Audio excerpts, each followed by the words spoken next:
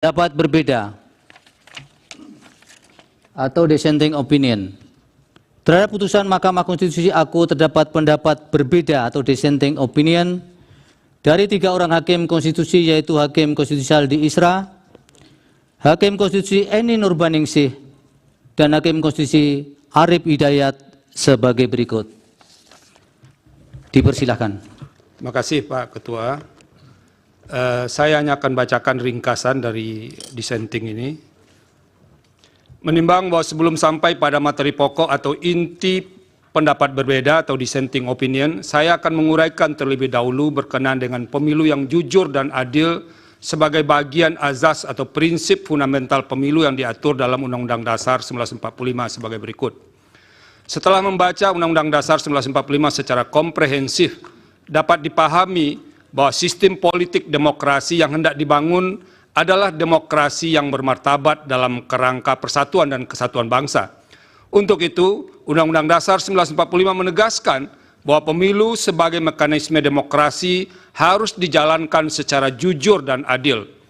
Hal itu yang menjadi alasan mengapa pasal 22E ayat 1 Undang-Undang Dasar 1945 mengatur azas langsung, umum, bebas, rahasia, jujur, adil, dan berkala setiap 5 tahun sekali sebagai azas pemilu. Norma tersebut merupakan azas atau prinsip dasar kontestasi pemilu yang mesti dilaksanakan agar sistem demokrasi yang dicita-citakan Undang-Undang Dasar 1945 dapat dicapai. Pada saat yang sama juga akan menjadi benteng atau perisai agar demokrasi tidak dibelokkan ke arah sistem politik yang secara esensial bukan sistem politik yang demokratis. Paragraf berikutnya dianggap dibacakan. Berbagai prinsip dan kriteria pemilu jujur dan adil, serta kemungkinan adanya malpraktek yang akan terjadi dalam pemilu sebagaimana telah diuraikan di atas, dapat dipahami tidak cukup sekadar diukur dari aspek aturan dan tersedianya mekanisme penyelesaian masalah hukum pemilu, melainkan juga mencakup aspek kesetaraan hak warga negara dan kontestasi yang bebas serta harus berada dalam level yang sama, same level of playing field. Dengan demikian, persaingan yang bebas dan adil antar peserta dimaknai sebagai suatu kontestasi yang harus dimulai dan berada pada titik awal yang satu level atau sama level. Tak hanya itu, dalam kontestasi, persaingan yang adil dan jujur dipahami pula sebagai upaya menempatkan hak pilih warga negara sebagai hak konstitusional atau constitutional rights yang harus dihormati secara setara tanpa adanya sikap dan tindakan curang di dalamnya. Berdasarkan kerangka teori sebagaimana diulas di atas, maka konsep pemilu jujur dan adil yang dikehendaki Undang-Undang Dasar 1945 dapat dibagi menjadi 2, yaitu pemilu jujur dan adil secara prosedural, serta pemilu jujur dan adil secara substansial. Selanjutnya dianggap dibacakan. Melampaui batas keadilan prosedural, azas jujur dan adil dalam pasal 22E ayat 1 Undang-Undang Dasar 1945 tidak hendak berhenti pada batas keadilan prosedur semata. Jujur dan adil dalam norma konstitusi tersebut menghendaki sebuah keadilan substantif. Bila mana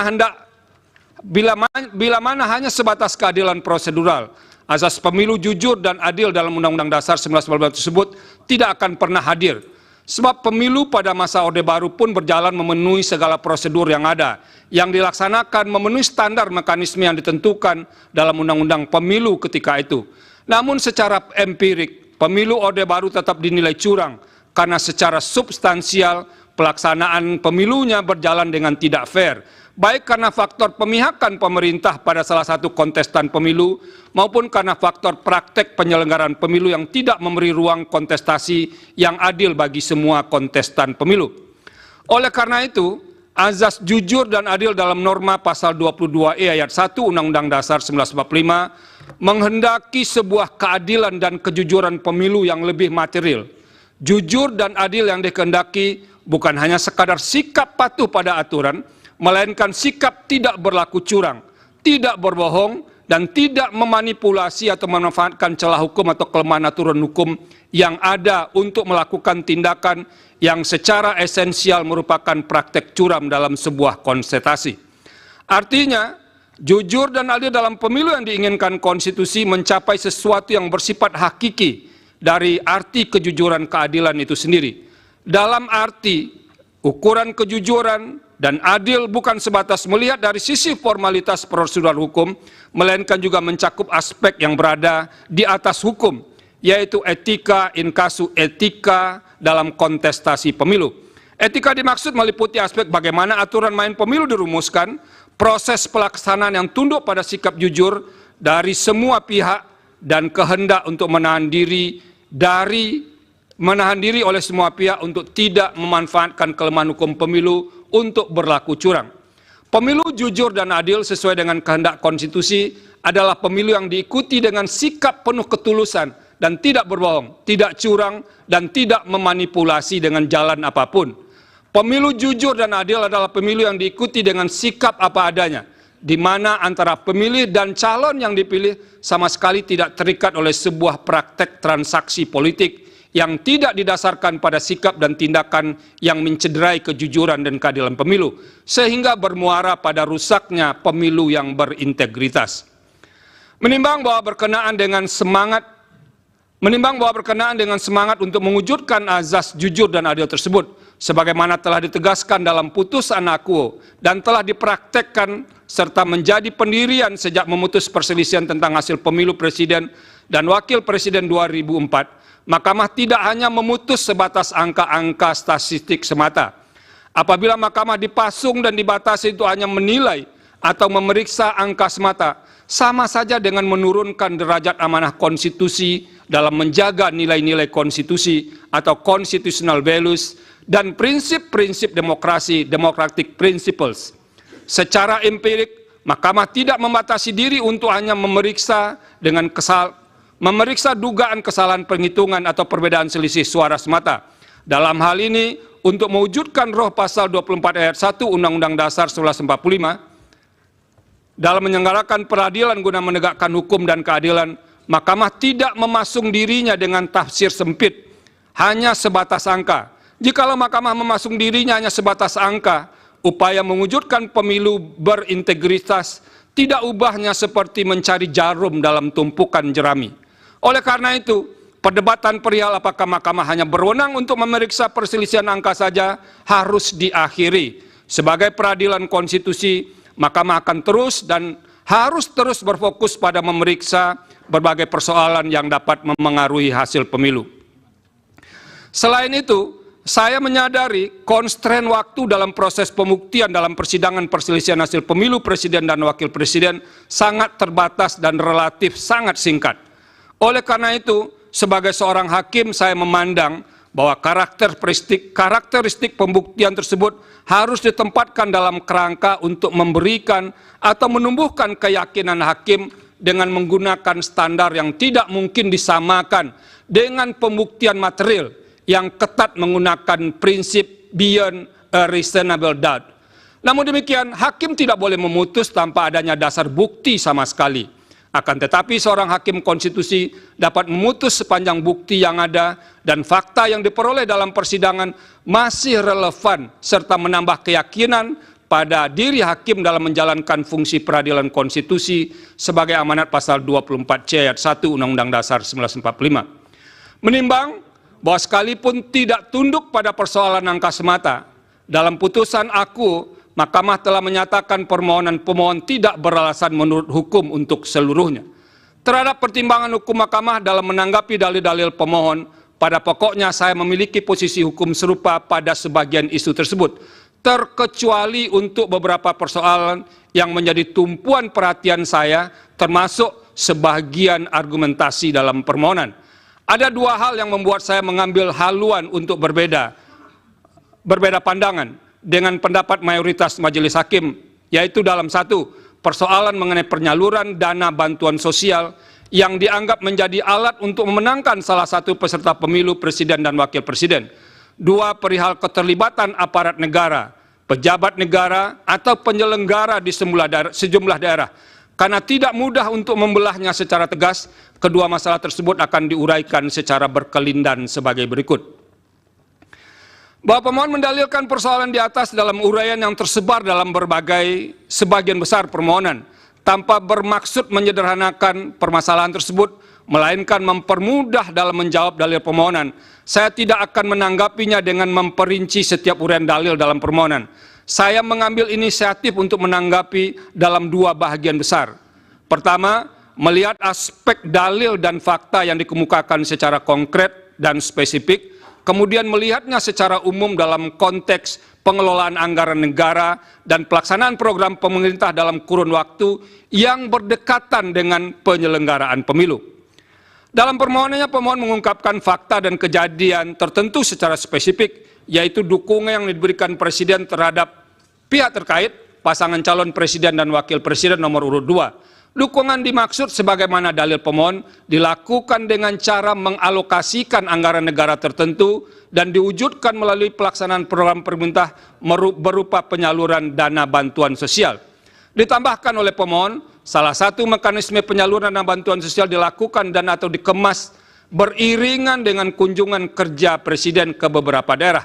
Cara demikian umum pemohon merupakan bentuk kampanye terselubung dan memberi kontribusi besar atau signifikan terhadap penambahan suara pasangan calon Presiden dan Wakil Presiden nomor urut 2. Selanjutnya dianggap dibacakan. Namun demikian, fakta konkret sebagaimana menjadi objek penilaian di atas tidak bisa dilepaskan secara kontekstual atas pengaruh dari unsur-unsur lain yang menimbulkan hubungan sebab akibat. Sebagaimana membaca teks, maka membaca tidak hanya melihat pada huruf mati yang ada di hadapannya, melainkan harus pula mengetahui latar belakang susunan kata dan kalimat untuk dapat memahami makna dari teks dimaksud. Begitu pula halnya dengan membaca sebuah peristiwa. Kejadian itu tidak mungkin berdiri sendiri tanpa ada peristiwa lain yang memengaruhinya. Oleh karena itu, saya akan menilai dalil yang diutarakan pemohon mengenai penyaluran dana bantuan sosial yang dikaitkan dengan pengaruhnya bagi penambahan suara pasangan calon yang mendapat dukungan Presiden secara kontekstual.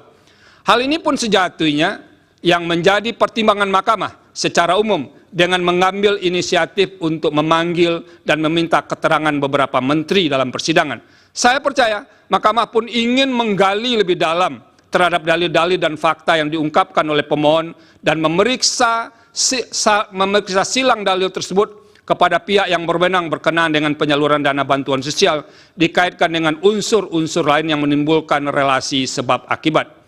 Ada beberapa hal penting yang menjadi pertimbangan saya terkait dengan isu penggunaan bantuan sosial untuk menilainya dalam konteks yang lebih umum, yaitu mengenai hakikat keuangan negara atau anggaran negara dan tugas pemerintahan serta pelaksanaan program pemerintah yang diimplementasikan berhimpitan dengan waktu penyelenggaraan pemilu, inkasu tahap kampanye dan pemungutan suara.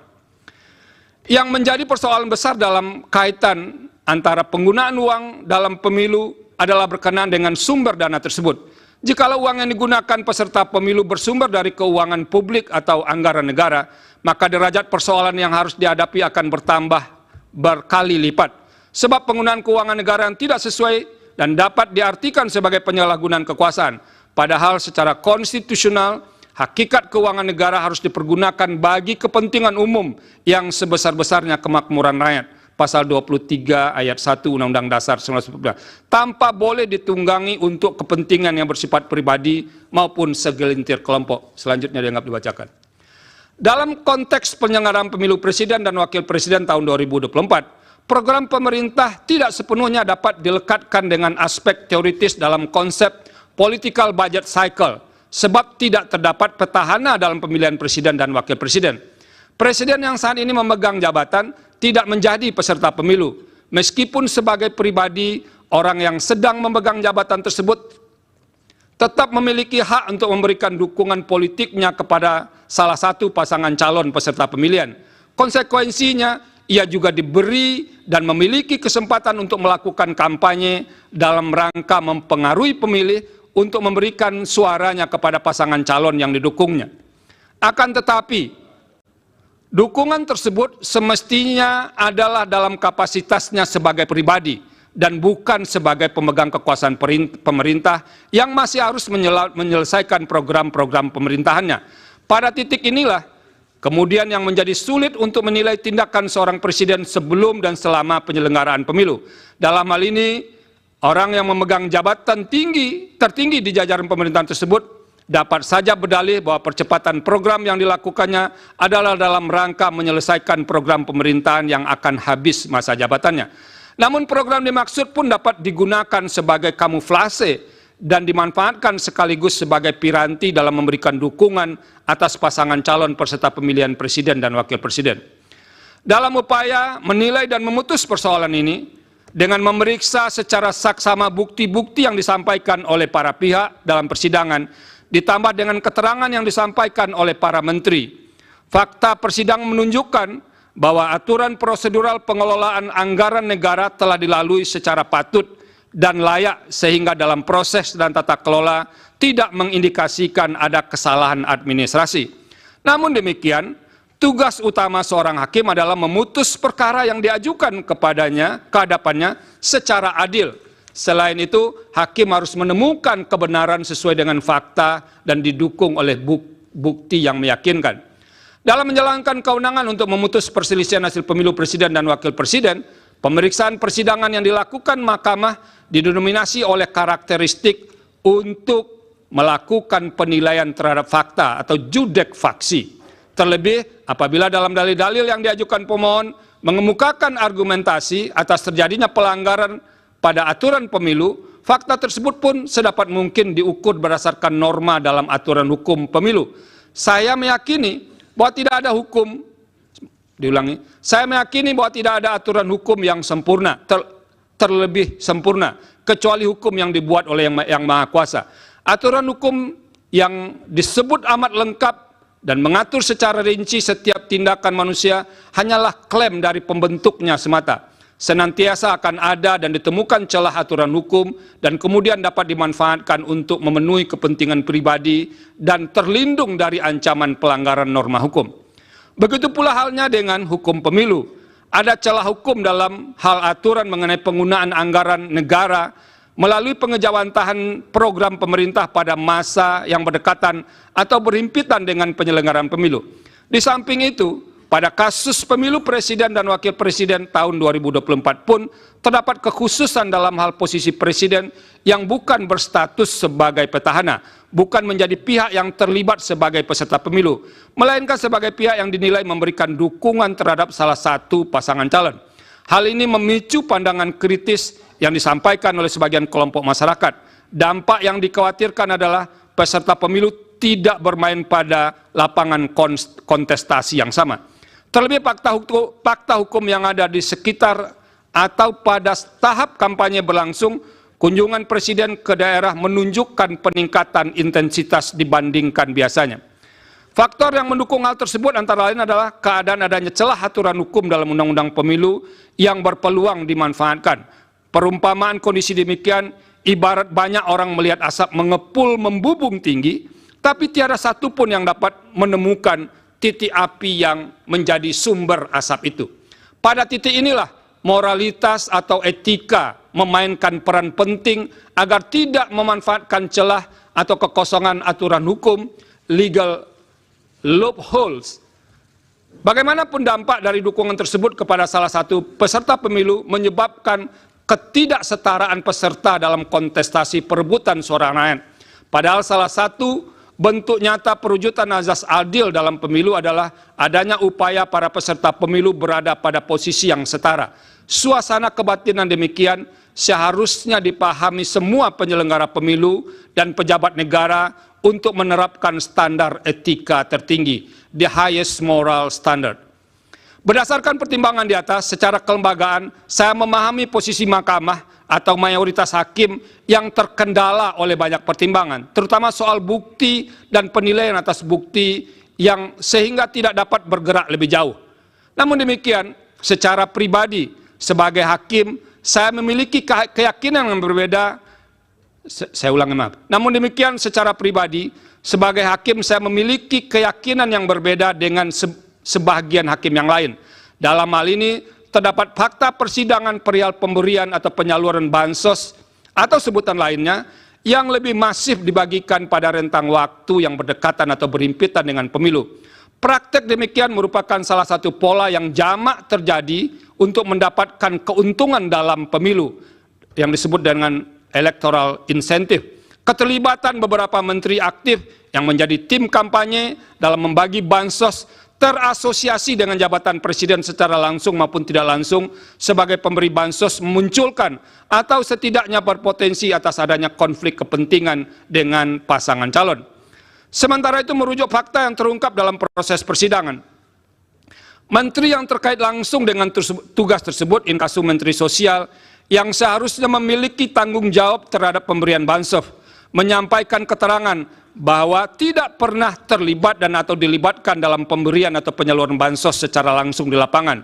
Selain itu diperoleh pula fakta dalam persidangan bahwa terdapat sejumlah menteri aktif yang membagikan bansos kepada masyarakat, terutama selama periode kampanye. Kunjungan ke masyarakat itu hampir selalu menyampaikan pesan bersayap yang dapat dimaknai sebagai bentuk dukungan atau kampanye terselubung bagi pasangan calon tertentu.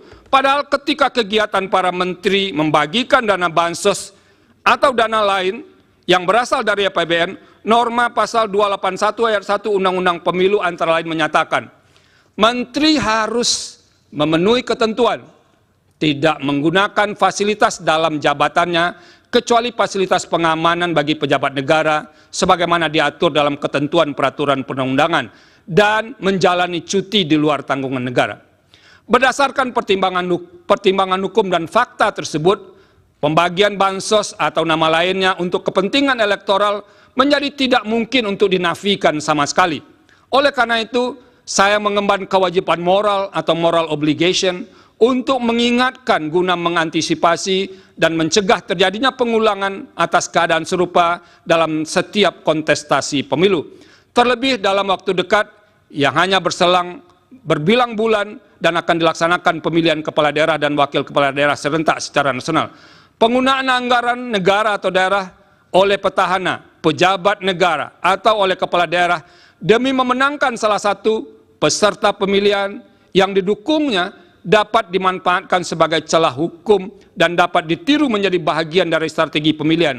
Dengan menyatakan dalil akuo terbukti, maka akan menjadi pesan jelas dan efek kejut, deterrent efek kepada semua calon kontestan dalam pemilihan kepala daerah dan wakil kepala daerah bulan November 2024 yang akan datang untuk tidak melakukan hal serupa. Dengan demikian, saya berkeyakinan bahwa dalil pemohon terkait dengan politisasi bansos beralasan menurut hukum. Bahwa dalam kaitan dengan dalil di atas, pemohon mengemukakan beragam tindakan yang dilakukan oleh aparat atau penyelenggara negara disertai dengan alat bukti untuk mendukung argumentasinya. Dalam persidangan, termohon telah menyampaikan sanggahan terhadap beberapa dalil yang disampaikan pemohon, dan Bawaslu serta pihak terkait pun telah memberikan keterangan serta bantahan ihwal dalil akuo.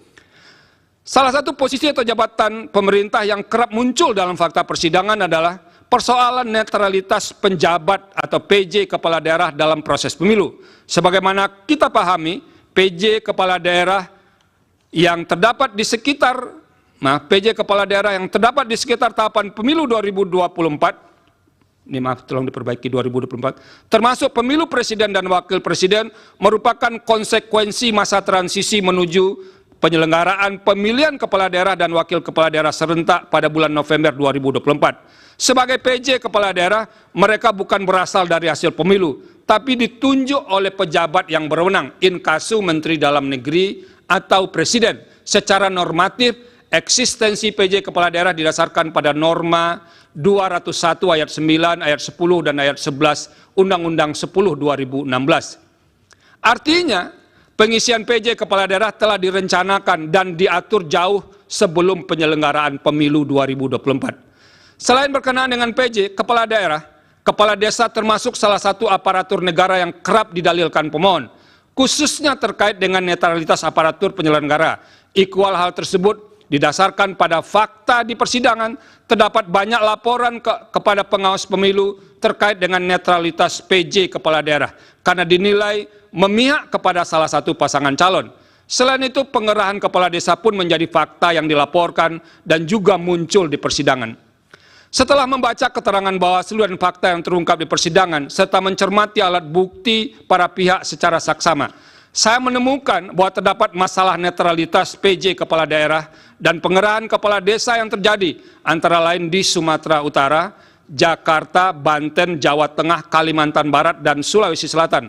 Adapun bentuk ketidaknetralan PJ kepala daerah diantaranya berupa penggerakan ASN, pengalokasian sebagian dana desa sebagai dana kampanye, ajakan terbuka untuk memilih pasangan calon yang memiliki komitmen untuk melanjutkan IKN, pembagian bantuan sosial atau bantuan lainnya kepada para pemilih dengan menggunakan kantong yang identik dengan identitas pasangan calon tertentu, penyelenggaraan kegiatan massal dengan menggunakan baju dan kostum yang menonjolkan keberpihakan kepada pasangan calon tertentu, pemasangan alat peraga kampanye di kantor-kantor pemerintah daerah, serta ajakan untuk memilih pasangan calon di media sosial dan gedung milik pemerintah.